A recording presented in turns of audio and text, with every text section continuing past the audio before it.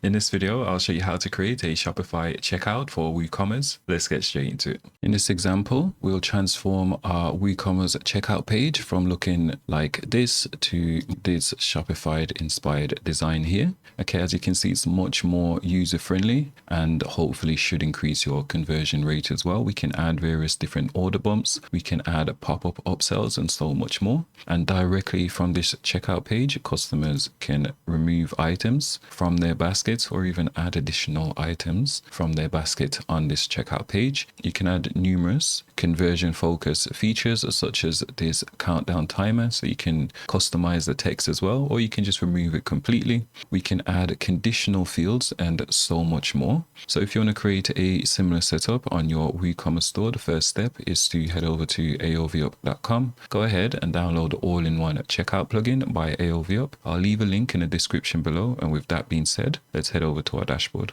Assuming you've downloaded the AovUp checkout, the next step is to go ahead and upload that plugin. So we'll go plugins, add new, go ahead and upload and install the plugin. Once you've done so, you'll see this AIO checkout menu here for all-in-one checkout. Let's go ahead and click on this. And then from here, we can create our Shopify inspired checkout. So we'll just click create new checkout. Okay. And then we can customize the fields if we want, or we can remove some of the fields which we don't need. For example, we might want to remove the phone field or even the email field. But once you're happy with your checkout fields, then we'll just head over to design. And then here we'll select our Shopify inspired checkout. Okay. And we'll click on the thank you page, and then we can go ahead and select our thank you page. I should mention as well, just like on the design page, we can create a custom design, right? Similar to the thank you page, but we're just going to be using our pre-made Shopify inspired template. So we'll navigate over to settings, then we'll enable this checkout, and then we'll also set it as our global checkout. You can give it a name, it's just for internal purposes.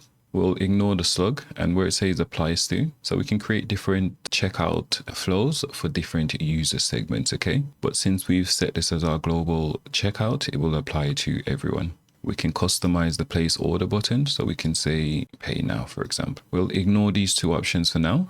Enable Google Auto Address Complete. I'll leave a link on screen to a video showing you how to do that if that's of interest to you. So we'll just hit save changes and then let's go ahead and view our checkout. And this is our Shopify inspired checkout. Here we've got a upsell pop-up offer. So again, I'll leave a link on screen if you want to create a similar offer. This particular plugin will allow you to do so as well. So I'm just going to select no thanks here.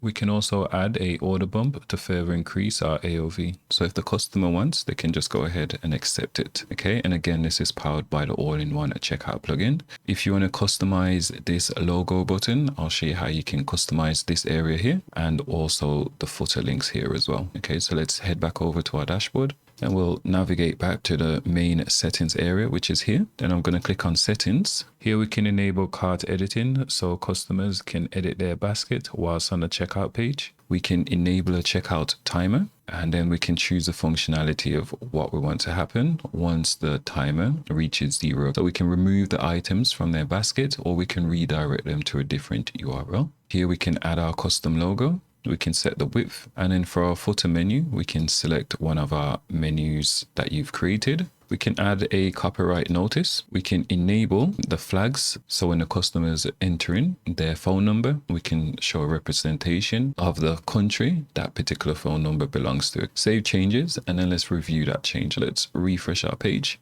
So we didn't change our logo, so our logo remains the same. However, we do have this new countdown timer here, and we've got this copyright notice here as well as our footer link. Like and subscribe for more videos like this. And if you've got any questions, leave it in the comment box below, or reach out to support and we'll get back to you as soon as possible.